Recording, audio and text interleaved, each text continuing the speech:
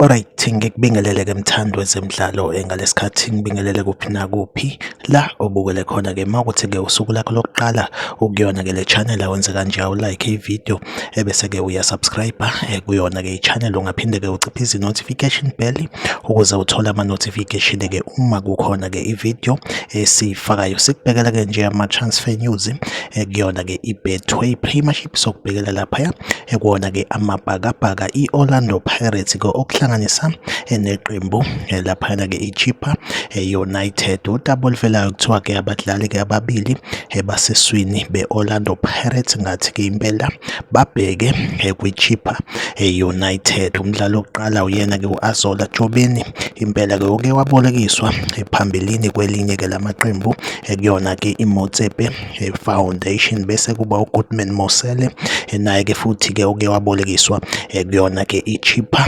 United. Impela kuthiwa-ke laba badlali i-Orlando Pirates-ke izobadedela then bese beyojoyina-ke i-Chippa United permanent. Iyona update engiyiphethe-ke njengamanje. Like ividiyo usubscribe kuyona-ke i-channel. Mina nawe ngizohlezi ngikhona ngulethele-ke ama-transfer news kwi-Betway Premiership. Okwamanje-ke ividiyo ethiwa sibambe la, nisale kahle.